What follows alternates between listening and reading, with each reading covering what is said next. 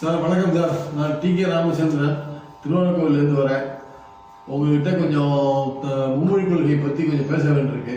நீங்கள் ஒரு 5 நிமிடம் டைம் ஸ்பெண்ட் பண்ண முடியுமா? நிச்சயமா. என்னுடைய பேர் திருவேங்கடம் யாதவ், நான் ஸ்ரீரங்கம்.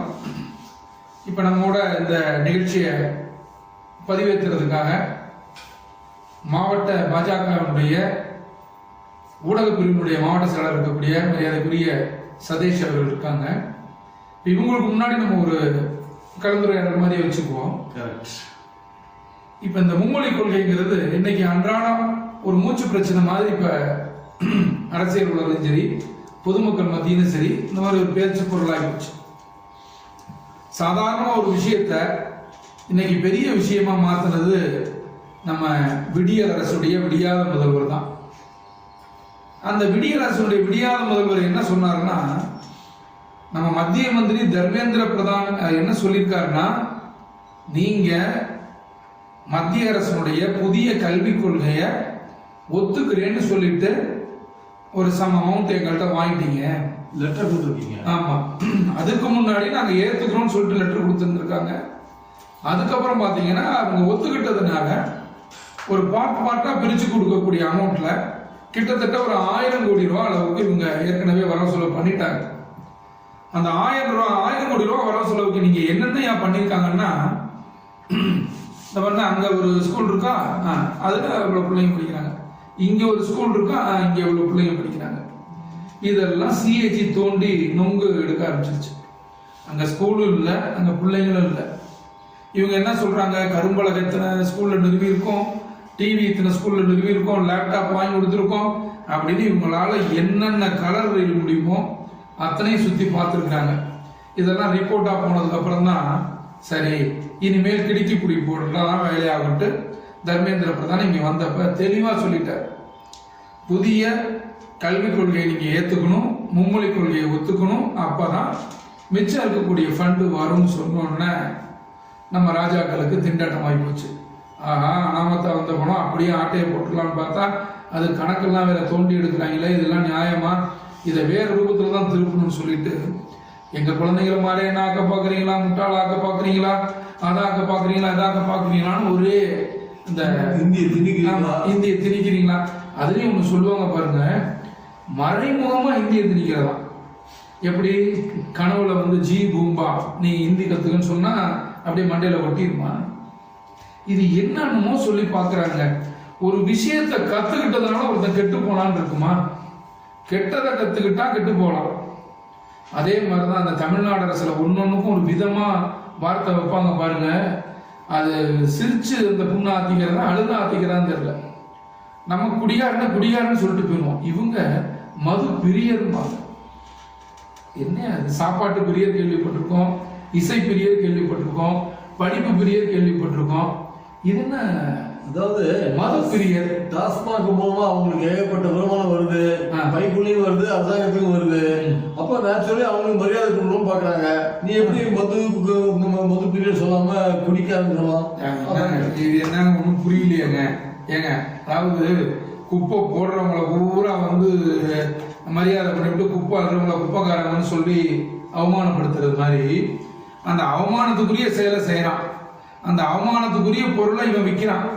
இவன் அவனை மதிக்கிட்டு நம்ம மதிக்கிறது அவசியம் என்ன இருக்கு? அவன் என்ன மாமனா மச்சனா? அவனை அப்படியே மது பிரியர்னு தான் சொல்லி அவங்களை அழைக்கணும். அவங்க மனசு நீங்க கஷ்டப்படுத்தாதீங்க. சரி, அந்த மாதிரி ஒரு கந்தரகோல கவர்மெண்ட் இது. அதான் நிறைய மீம்ஸ் வருது, நிறைய ரீல்ஸ் வருதுங்க. அரசாங்கம் நடத்த வேண்டிய பள்ளியை தனியார்ட்ட கொடுத்துட்ட, தனியார் நடத்த வேண்டிய சாராய வியாபாரத்தை நீ பண்ற, இப்படி மாத்தி மாத்தி பண்ற. இது இது இது உருப்புற நாடா? இது உருப்புற அரசாங்கமா? என்னமோ நம்ம தலைவிதி. ஒரு 30-32% பேர் ஓட்டு போட்டு தொலைஞ்சுட்டானுங்க. இன்னும் ஒரு வருஷம் வரைக்கும் அஷ்டமத்து சனி விலகிறது மாதிரி நமக்கு அந்த சனி விலகினாதான் நிச்சயமா ஒரு நல்லது நடக்க போகுது. சரி, இந்த மும்மொழி கொள்கைக்கு வருவோம். இப்ப 68வது வருஷம் வரைக்கும் ஒரு கல்விக் கொள்கை இருந்திருக்கு. அந்த கல்விக் கொள்கைக்கு அப்புறம் ராஜீவ்காந்தி அவர்கள் வந்து இந்த கல்விக் கொள்கையை மாற்றலாம் அப்படின்னு ஒரு முடிவு எடுக்கும் போது அப்ப இருக்கக்கூடியவங்களாம் ஏற்கனவே இருந்தது அப்படியே இருக்குதுங்க, அந்த ஃபைல்லாம் தூசி தட்டி எடுக்கணும்னா நம்மளுக்கே பல பேருக்கு தும்மல் வந்துடும், பிரச்சனை வந்துடும், அதெல்லாம் அப்படியே இருக்கட்டும். ஏற்கனவே நம்ம பல இடங்கள்ல மொழிவாரி மாநிலங்கள்னு பிரிச்சு பல்வேறு விஷயங்களை பண்ணிட்டோம். இப்போ இதை பண்ண வேணா அது அப்படியே ஓடிக்கிட்டு இருக்கட்டும், குட்டையோ நட்டையோ அதை அப்படியே நடந்துட்டா நல்லது அப்படிங்கிற மாதிரி சொன்னோன்னே மரியாதைக்குரிய ராஜீவ்காந்தி அவர்களும் அதை வந்து கை வைக்கல.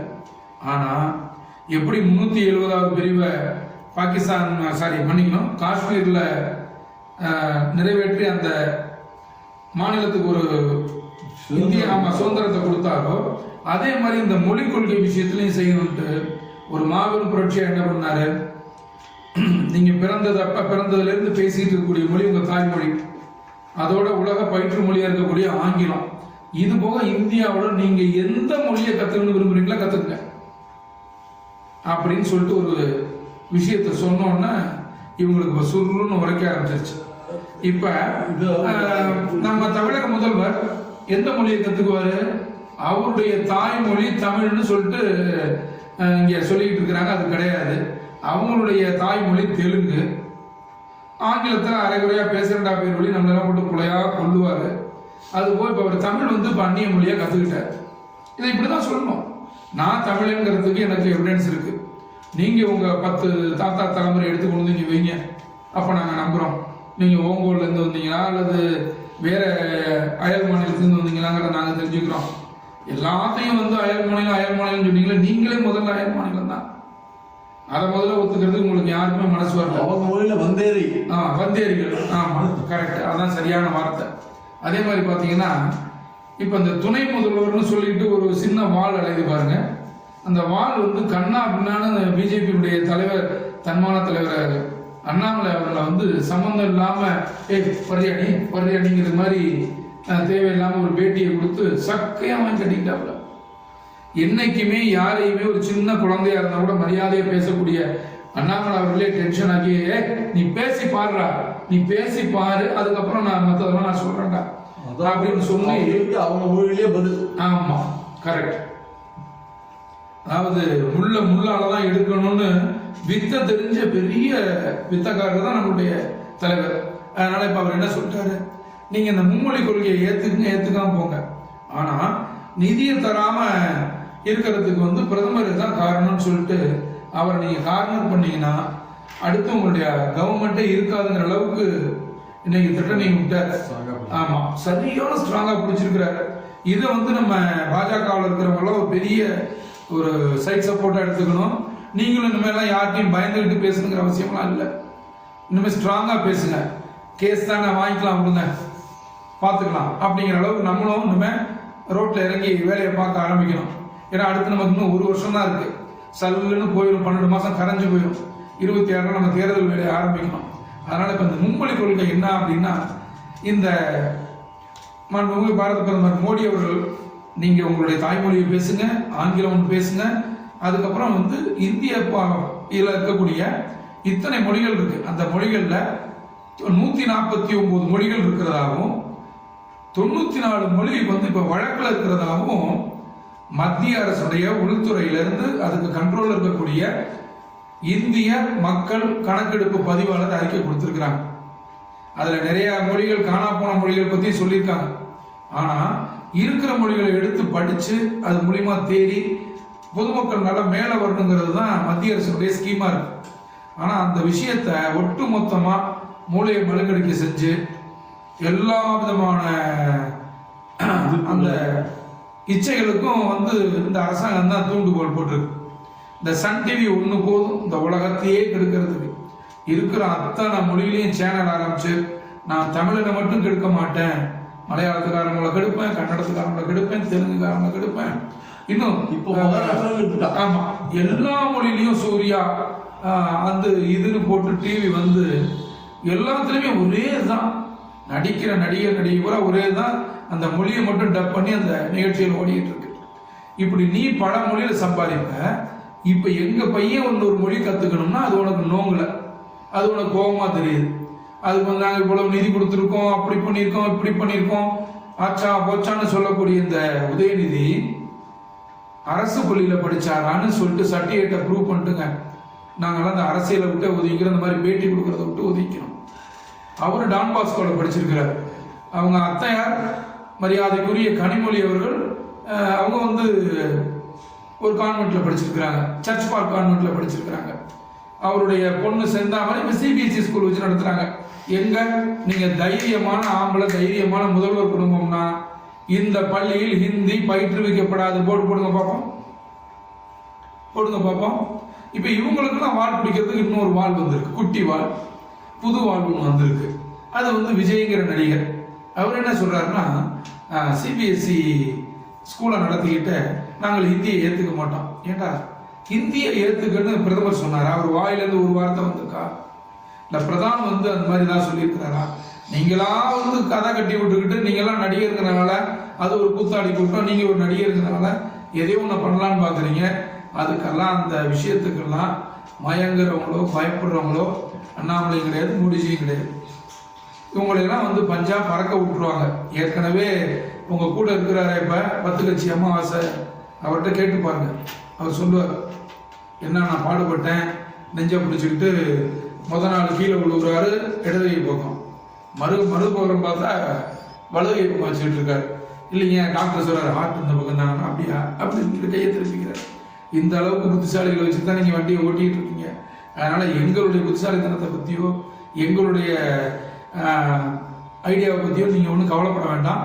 நிச்சயமாக தமிழ்நாட்டில் பாஜக ஆட்சி மலரும். அந்த நேரத்தில் இந்த மும்மொழி திட்டம் இல்லை, அந்த நேரத்தில் உங்களை கடுப்பாக்குறதுக்குன்னே நாங்கள் ஹிந்தி மொழியையே கற்றுக்கிட்டே ஆகணும்னு ஒரு உத்தரவு போட்டால் என்ன பண்ணுவீங்க? இப்போ நிச்சயமாக அது ஒரு காலம் வரும்.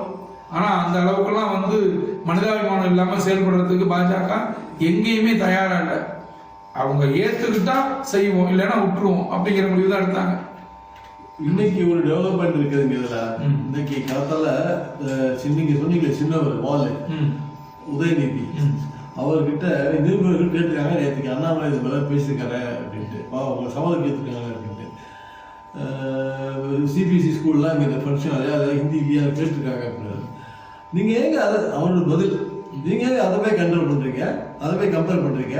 அது வந்து சென்ட்ரல் கவர்மெண்ட்லேருந்து முறையாக அனுமதி வாங்கி 3 மொழி கொள்கை நடந்துட்டு இருக்கு அதில். ஆனால் அந்த ஸ்கூலில் வந்து இலவச உணவு திட்டம் இருக்கா, இலவச சீருடை திட்டம் இருக்கா? அதெல்லாம் இல்லை.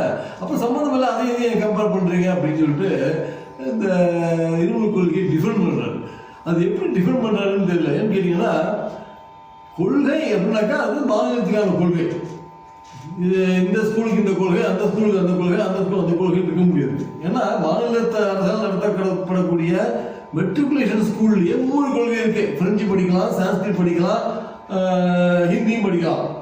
நான் ஒரு மெட்ரிகுலேஷன் ஸ்கூலில் ஒரு அட்மினாக இருந்தேன். அந்த டயத்தில் ஃப்ரெஞ்சு அங்கே சொல்லி கொடுத்துருக்காங்க. நான் விட்னஸ் இருக்கு, விளையாட்டெல்லாம் இல்லை.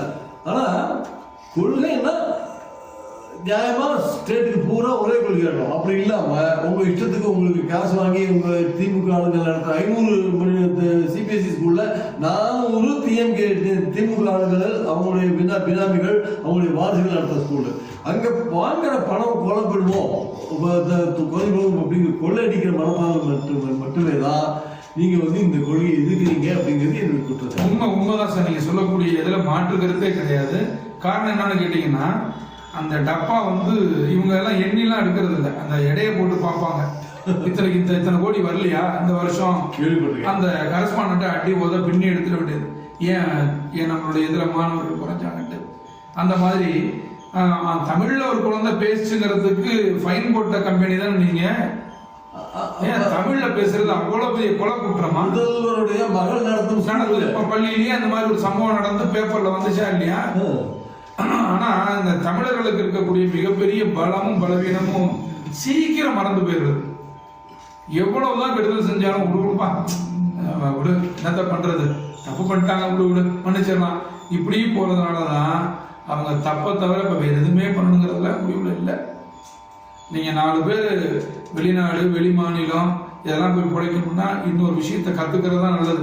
அதனால உங்க குழந்தைகளை மும்மொழி திட்டத்தை நாங்க ஆதரிக்கிறோம்னு சொல்லிட்டு ஒவ்வொரு பெற்றோரும் சொல்லணும். அந்த பெற்றோர்களுக்காக தான் பேசுறோம், இந்த வருங்கால இளம் சந்ததிக்காக தான் பேசுறோம். இனிமே இப்ப எனக்கு 60 வயசாகி போச்சு, சாருக்கு 70 வயசு ஆகி போச்சு. இப்ப நாங்க வந்து இந்த விஷயத்த இம்ப்ளிமெண்ட் பண்ணிப்போம். எங்களுக்கு நாங்க என்ன பண்ண போறோம்? வருங்கால சமுதாயம் இன்னைக்கு இருக்கக்கூடிய மாணவர்களுக்காக பேசுறோம். தயவு செஞ்சு புரிஞ்சுக்குங்க, இது எங்களுடைய கட்சியினுடைய நோக்கம் கிடையாது, இது இந்த ஆட்சியினுடைய நோக்கம், அரசாங்கத்தினுடைய நோக்கம். இன்னொரு மொழியை கற்றுத்தரதுங்கிறது. அதனால தெளிவாக கற்றுக்குங்க. தெளிவா இருங்க, தெளிவா ஓட்டு போடுங்க. நல்ல நாட்டை, ஒரு வளமான நாட்டை உற்பத்தியா நம்ம வளர்ந்து வர்றதுக்கு நீங்களாம் உதவியா இருக்கணுங்கிறது தான் என்னுடைய கோரிக்கை, சாருடைய கோரிக்கை. இன்னைக்கு காலையில வாட்ஸ்அப்ல நிறைய மெசேஜ் வந்தது, போட்டோஸ். நிறைய வீடுகளில் கோலங்கள், மும்மொழி கொள்கை தேவை, இந்தி எங்களுக்கு தேவை, இந்தி கற்றுக்கொள்ள வேண்டும் அப்படின்னு சொல்லிட்டு நிறைய வீடுகளில் கோலங்களை போட்டிருக்காங்க. நிச்சயமா அதெல்லாம் வந்து பிரமாதமா வந்து பதிவாளர் சதேஷ்ட ஒரு கோரிக்கை வைக்கிறேன். அந்த மாதிரி விஷயங்களை நம்மளுடைய பிஜேபி ஸ்ரீரங்கம் மண்டல் அந்த சேனல்ல நிச்சயம் அந்த மாதிரி விஷயங்களை எடுத்து போடும்படி அன்போடு கேட்டுக்கிறேன் இந்த நேரத்தில். நன்றி, வணக்கம். நன்றி, வணக்கம்.